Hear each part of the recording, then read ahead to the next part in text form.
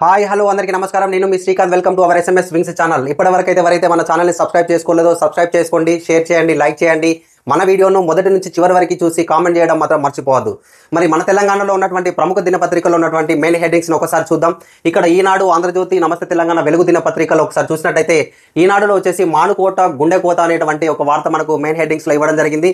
గత 3 రోజుల క్రితం అక్కడ కురిసినటువంటి భారీ వర్షానికి అక్కడ మొత్తం ఇళ్లన్నీ బురదమయం అయిపోయినటువంటి వార్త మనకి ఈనాడు దినపత్రికలో ఇవ్వడం జరిగింది. ఇంకా చాలా డేంజరస్ పరిస్థితి ఉన్నది. పంట పొలాల్లో మొత్తం ఒక వాగును తలపించే విధంగా అక్కడ మొత్తం ఇసుక మొత్తం పేరుకొని పోయింది. అది చాలా ఒక సంవత్సరం వరకు అక్కడ వ్యవసాయం చేసేటువంటి పరిస్థితి లేకుండా మొత్తం వాగులో ఏ విధంగా అయితే ఇసుక ఉంటుందో ఆ విధంగా పంట పొలాల్లో ఇసుక పేరుకపోవడం జరిగింది. మరి వరద బాధితులకు రామోజీ గ్రూప్ అండా అనేటువంటి వార్త కూడా మనకి ఈనాడు దినపత్రికలో ఇవ్వడం జరిగింది. పవన్ కళ్యాణ్ 6 కోట్ల రూపాయల విరాళం. అసలు భారతదేశంలో పవన్ కళ్యాణ్ లాంటి నిస్వార్థ రాజకీయ నాయకుడు ఎవరైనా ఉన్నారని అంటే ఓన్లీ పవన్ కళ్యాణే. పవన్ కళ్యాణ్ లాంటి నాయకుడు ఇంకా ఎవరు లేరని చెప్పొచ్చు. ఎందుకోసం అనంటే రాజకీయ నాయకులు వాళ్ళు ఎన్నికల్లో పెట్టిన ఖర్చులను ఎట్లా రాబట్టుకోవాలని చూస్తారు. కానీ మరి పవన్ కళ్యాణ్ గారు వారి సంపాదించిన సంపాదనను ప్రజల కోసమే ఖర్చు పెడతారనేటువంటి వార్త మనకు తెలిసిందే. కానీ 6 కోట్ల రూపాయలు విరాళం ప్రకటించినటువంటి నాయకుడు ఎవరైనా ఉన్నారు అని అంటే ఓన్లీ పవన్ కళ్యాణ్ మాత్రమే రాజకీయ నాయకులలో. మరి ఇక్కడ చూసుకుంటే ఆయన సినీ నటుడే కావచ్చు. కానీ ఇప్పుడు ఆంధ్రప్రదేశ్ రాష్ట్ర డిప్యూటీ సీఎంగా ఉన్నటువంటి మన పవన్ కళ్యాణ్ గారు 6 కోట్ల రూపాయలలో 1 కోటి రూపాయలు తెలంగాణకు, 1 కోటి రూపాయలు ఆంధ్రప్రదేశ్ సీఎం సహాయ నిధికి ఇవ్వడం జరిగింది. మరి దాంట్లో ఇంకా 4 కోట్ల రూపాయలు అక్కడ వాళ్ళ ఆంధ్రప్రదేశ్ రాష్ట్రంలోని 400 గ్రామ పంచాయతీలకు తలా ₹1,00,000 చొప్పున విరాళం ప్రకటించడం జరిగింది. అంటే ఇంత సహాయం చేయగలిగినటువంటి గొప్ప మనసున్న నాయకుడు దేశంలో ఎవరున్నారని అంటే ఓన్లీ వన్ అండ్ ఓన్లీ ఒక పవన్ కళ్యాణ్ గారే. రాజకీయ నాయకులలో నేను చెప్పేది, రాజకీయ నాయకులలో అంత నిస్వార్థంగా పనిచేసేటువంటి నాయకుడు ఒక పవన్ కళ్యాణ్ గారే అని చెప్పేసి నేను చెప్తున్నాను. ఇది నా ఒపీనియనే కాదు, చాలా మంది ఒపీనియన్ కూడా ఉంది. ఎందుకోసం అంటే ఎప్పుడు చూసిన ప్రభుత్వాల నుంచి మనం ఏం రాబట్టుకోవాలనేటువంటి నాయకులు ఉంటారు. కానీ ప్రజల కోసం నేనేం ఖర్చు చేయాలి, ప్రజలు విపత్తుల్లో ఉన్నప్పుడు నేనేమి ఇవ్వాలి, ప్రజలకు ఎంత అండదండగా ఉండాలి అనేటువంటి ఆలోచించేటువంటి గొప్ప మనసున్న నాయకుడు పవన్ కళ్యాణ్ గారు. మరి ఇలాంటి నాయకుడు మన తెలుగు రాష్ట్రాల్లో ఉండడం కూడా మన అదృష్టం. ఆయనే ఇప్పుడు డిప్యూటీ సీఎం అయ్యిండు. భవిష్యత్తులో సీఎం అయ్యేటువంటి అవకాశాలు కూడా చాలా గొప్పగా పవన్ కళ్యాణ్ గారికి ఉన్నాయి.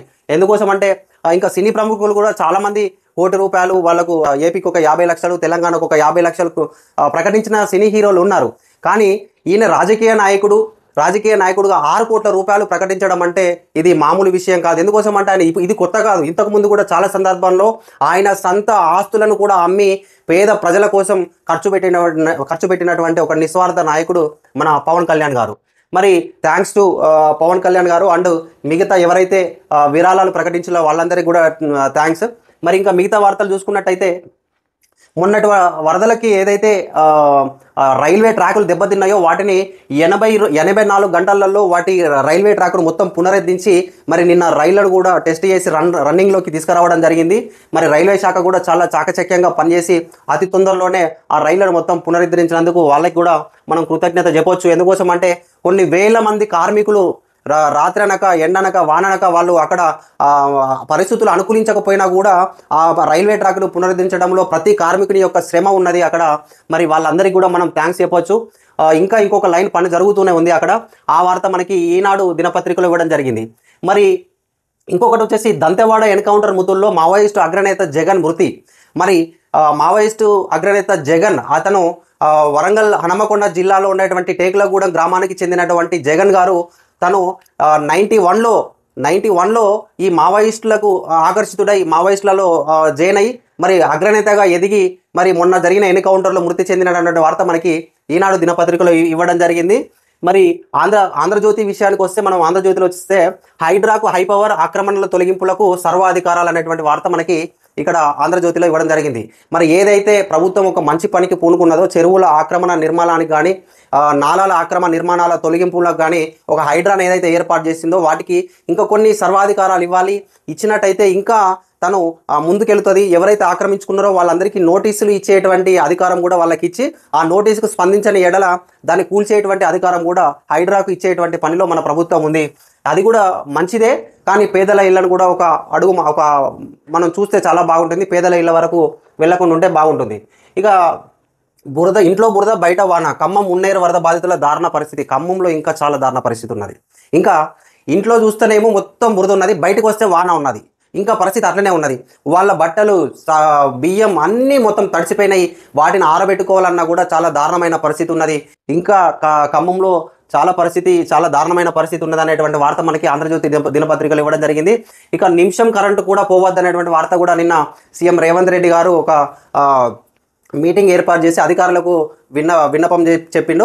నిమిషం కూడా కరెంటు పోవద్దు, నిరంతరాయంగా కరెంటు రావాలి. ఎందుకోసం అనంటే ఇక్కడ రాష్ట్రంలో బిజినెస్ హబ్ కాబోతుంది. మనకు కరెంటు కనుక కట్టింగ్స్ ఉంటే మాత్రం మనకి మాట వస్తుంది అనేటువంటి వార్త మనకి ఆంధ్రజ్యోతి దినపత్రికలో ఇవ్వడం జరిగింది. ఇక నమస్తే తెలంగాణకు వస్తే, రగులుతున్న జైనూర్ విధ్వంసానికి దారితీసిన ఆదివాసీల బంధు, మహిళపై దాడి చేసిన నిందితుడి ఇంటికి నిప్పు, పోలీసులు ఏం చేస్తున్నట్టు అన్నటువంటి వార్త మనకి ఇక్కడ నమస్తే తెలంగాణలో ఇవ్వడం జరిగింది. మొన్న జైనూర్, ఆసిఫాబాద్ దగ్గర జైనూర్లో చిన్న మతకల్లోల అల్లర్లు జరిగినట్టుగా మనకి ఇక్కడ నమస్తే తెలంగాణలో ఇవ్వడం జరిగింది. ఆదివాసీ మహిళను ఒక ముస్లిం వ్యక్తి ఆటోలో ప్రయాణిస్తుంటే లైంగిక దాడి చేసిండు అనేటువంటి వార్తకి అక్కడ ఉన్నటువంటి కొందరు ఆదివాసీ ప్రజలు ఆందోళన చేసిన క్రమంలో ఆ నిందితుడి ఇంటికి నిప్పు పెట్టడం జరిగింది. ఆ నిందితుడి ఇంటితో పాటు ఇంకా కొన్ని ఇండ్లు కూడా ధ్వంసమైనట్టుగా, ఆ మంటలో కాలినట్టుగా కూడా మనకు నమస్తే తెలంగాణలో ఇవ్వడం జరిగింది. ఎంతైనా కూడా ఇది కరెక్ట్ పద్ధతి కాదు. ఎందుకోసం అంటే ఆందోళనను చట్టరీత్యా దానికి చర్య తీసుకోవాలి తప్పించి ఇలా విధ్వంసానికి దారితీస్తే శాంతి భద్రతలు దెబ్బతింటాయి. కాబట్టి ప్రజలను కొంచెం శాంతిపరచాలని చెప్పేసి మనం ప్రభుత్వాన్ని విన్నవించుకుంటున్నాం. మరి ఇక్కడ చూసుకున్నట్టయితే 4 రోజులైన నరకమే అందని సర్కారు సాయం, వరద బాధితుల దైన్యం అనేటువంటి వార్త మనకి ఇంకా నమస్తే తెలంగాణలో ఉంది. పొంగులేటి శ్రీనివాసరెడ్డి గారిని కూడా కాలనీలకు రానియకుండా తిరిగి పంపించేశారు అనేటువంటి వార్త మనకి నమస్తే తెలంగాణలో ఉంది. ఇంకా కాంగ్రెస్లో హైడ్రా చిచ్చు, ముఖ్యమంత్రి నిర్ణయంపై సొంత పార్టీలోనే వ్యతిరేకత. ఈ హైడ్రా తోటి పాపం మన ముఖ్యమంత్రి గారికి వాళ్ళ కాంగ్రెస్ పార్టీలోనే ఇంకా వ్యతిరేకత వస్తుందనేటువంటి వార్త మనకి నమస్తే తెలంగాణలో ఇవ్వడం జరిగింది. ఎందుకోసం అంటే కొంత మంచి పని చేసినప్పుడు ఆ మంచి పనిని అడ్డుకునేటువంటి నాయకులు ఎక్కడో కాడ ఉంటారు, వాళ్ళ పార్టీలో కూడా ఉంటారు. ఎందుకోసం అంటే వాళ్ళవి కూడా చెరువుల్లో ఆక్రమించుకున్నటువంటి ఫామ్ హౌజులు కానీ, నాలాలపై ఆక్రమంగా కట్టినటువంటి ఇళ్ళు కానీ వాళ్ళవి కూడా ఉంటాయి. కాబట్టి మరి అది మంచి పని చేసినప్పుడు అందరూ స్వాగతించాలి, కానీ వాళ్ళ పార్టీలో కూడా వ్యతిరేకిస్తున్నారు అనేటువంటి వార్త మనకి నమస్తే తెలంగాణలో ఇవ్వడం జరిగింది. ఇక వెలుగు దినపత్రికకు వస్తే, రైతులకు ఫ్రీగా సోలార్ పంపు సెట్లు, నగర్ కర్నూలు జిల్లా కొండారెడ్డిపల్లిలో పైలట్ ప్రాజెక్టు, అధికారులకు సీఎం రేవంత్ రెడ్డి ఆదేశం. మరి ఏదైతే రైతులకు ఫ్రీగా సోలార్ పంపు సెట్లు, ఇంతకుముందు ఏదైతే మనకు విద్యుత్ తోటి ఏదైతే మనకు నడిచేటువంటి మోటార్లు ఉన్నాయో, సోలార్ పంపు సెట్ ఫ్రీగా ప్రభుత్వం ఇస్తుంది అనేటువంటి వార్త మనకి ఇక్కడ వెలుగు దినపత్రికలో ఇవ్వడం జరిగింది. దాంతోపాటు హైడ్రా ఏర్పాటు మంచి నిర్ణయం, సీఎం రేవంత్ రెడ్డి చర్యలు కరెక్టే, AP deputy CM Pawan Kalyan. మరి రేవంత్ రెడ్డి గారు ఏర్పాటు చేసినటువంటి హైడ్రాకి AP deputy CM Pawan Kalyan గారు దానికి పూర్తి మద్దతు తెలిపిలు. అలాంటి హైడ్రా మా దగ్గర కూడా కావాలి, ఏపీలో కూడా మేము ఆలోచిస్తున్నాం అన్నటువంటి వార్త మనకు వెలుగు దినపత్రికలో ఇవ్వడం జరిగింది. మనం వెలుగులో ఇంకోటి చూసుకున్నట్టయితే, 78,000 చెట్లు ఎట్లా కూలినాయి, క్లౌడ్ బరస్టా లేక టొర్నాడోనా, తాడ్వాయి అడవుల్లో అంతుపట్టని మిస్టరీ. మరి ఎవ్వరికీ తెలియనటువంటి ఒక మిస్టరీ జరిగింది. మేడారం అడవి ప్రాంతంలో ఒక 50,000 పైచిలుకు చెట్లు మొత్తం నేలమట్టం అయిపోయినాయి. తీవ్రమైన ఈదురు గాలులతో పాటు టోర్నాడో అంటే సుడుగాలులతో తిరిగినటువంటి ఒక భయంకరమైన గాలి అక్కడ వీచింది. దాని ద్వారా 78,000 చెట్లు మొత్తం నేలమట్టమైనటువంటి వార్త మనకు వెలుగు దినపత్రికలో ఇవ్వడం జరిగింది.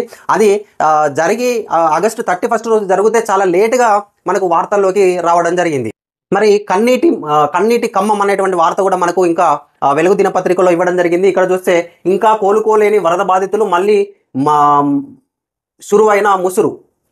ఏదైతే ఆ ఖమ్మంలో ఇంకా కోలుకోలేదు, ఖమ్మంలో మొత్తం ఇంకా వాన పడుతూనే ఉన్నది. అక్కడ ఇంకా ఆ బట్టలు ఆరబెట్టుకుందామన్నా, ఇంట్లో ఉన్నటువంటి బురదను బయట పోద్దామన్నా, ఏది కూడా చేయడానికి అక్కడ వాళ్ళకి టైం అసలు బాగలేదు. పూర్తిగా మళ్ళీ ఇంకా వర్షమే పడుతుంది. వాళ్ళకి ఏం చేయాలో అర్థమైతలేదు. ప్రభుత్వం ఇంకా ఆదుకోవాలి, వాళ్ళకి కొన్ని రోజుల వరకు పునరావాస కేంద్రాలను ఏర్పరచాలనేటువంటి అవసరం అయితే అక్కడ కంపల్సరీ ఉంది. ఇక్కడ ఈనాడు వెలుగు దినపత్రికలు చూసుకున్నట్టయితే, 60 గంటల్లో ట్రాక్ రిపేరు, రికార్డు టైంలో 300 మీటర్ల రైల్వే ట్రాక్ పునరుద్ధరణ. మరి ఇక్కడ చూసినట్టయితే ఇదే రైల్వే ట్రాక్కు సంబంధించిన వార్త కూడా మనకు వెలుగులో ఇచ్చారు. 60 గంటలు అని చెప్పేసి వెలుగులో ఇచ్చిర్రు. ఇక్కడ ఈనాడులో ఏమో 84 గంటలు అని చెప్పేసి మనకు ఈనాడు దినపత్రికలో ఇవ్వడం జరిగింది. మరి ఇక్కడ చూసినట్టయితే ప్రాజెక్టులు ఫుల్ అన్నటువంటి వార్త కూడా మనకు వెలుగు దినపత్రికలో ఇవ్వడం జరిగింది. ఏదైతే కురుస్తున్నటువంటి ఈ భారీ వర్షాలకు తెలంగాణలోని చాలా ప్రాజెక్టులు నిండు కుండలా మారిపోయినటువంటి వార్త మనకి వెలుగు దినపత్రికలో ఇవ్వడం జరిగింది. మరి ఈరోజు ఈ మన వార్తా హెడ్డింగ్స్ను చూసి మీకు నచ్చినట్టయితే లైక్ చేయండి, షేర్ చేయండి, కామెంట్ చేయండి. బాయ్ బాయ్, జై హింద్.